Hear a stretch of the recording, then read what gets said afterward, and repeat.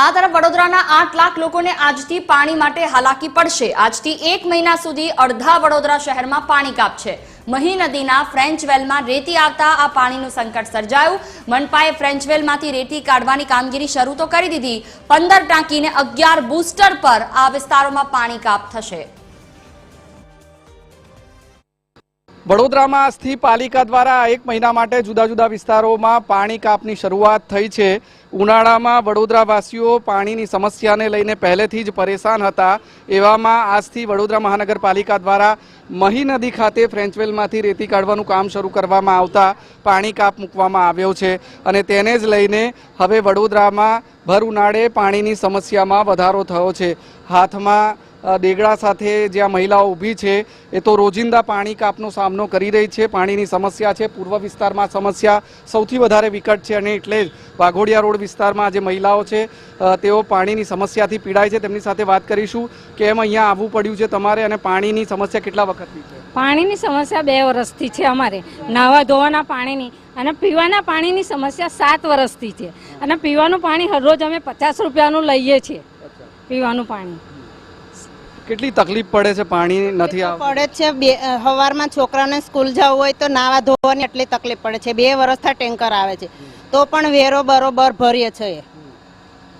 પાણી મળતું જ નથી। ટેન્કરને ફોન કરીએ તો આવે છે મેસેજ કરો તો એ બપોરનો કરો ત્યારે સાંજે આવે છે। કોર્પોરેશનમાં તમે વેરો ભરો છો તેમ છતાં પાણી નથી મળતું? વેરો ભરે છે ને, કઈ ના ભરે। 2 साल से आवत है पानी, टैंकर से आशीष जोशी पानी दे, पर जो नहीं इतना कैसे होगा? बच्चे स्कूल जाए फिर टैंकर जो फिर कैसे करे? इतनी धूप में कितनी किल्लत, पानी की किल्लत की वजह से कितनी तकलीफ हो? बहुत ज़्यादा तकलीफ है। अपना पुष्टि द्वार में पानी तो इतना दिक्कत है पानी का अपना पुष्टि द्वार में, और वो भी कभी आता है तो गटर का पानी आता है, पानी नहीं आता है। मकान का बेरा हम लोग तो भरते हैं ना। हाँ, जब मकान का बेरा भरते हैं तो पानी तो अच्छा आना चाहिए ना। કેટલી તકલીફ પડે પાણી? પાણી તો 2-3 વર્ષ થયા સાહેબ, પાણી જ આવતું નથી। પાણી ખરાબ આવે છે અને અમે વેચાતું પાણી લઈને પીએ છીએ।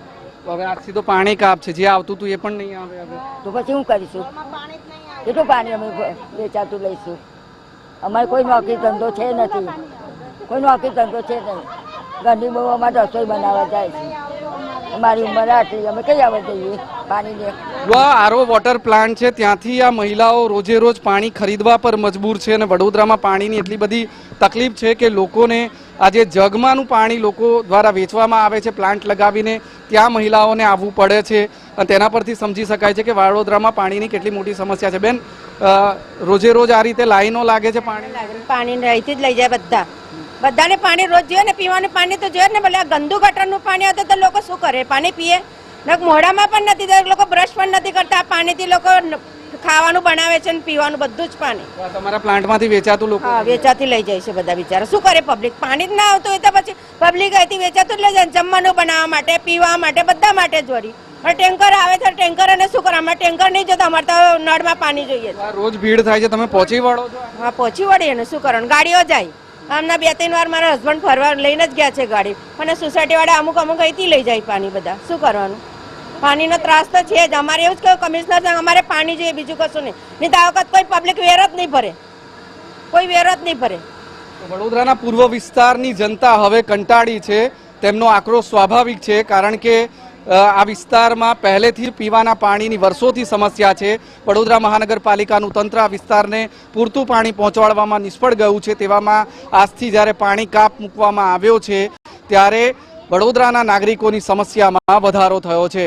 કેમેરામેન જિગ્નેશ સોલંકી સાથે અમિત ઠાકોર, TV 13 વડોદરા।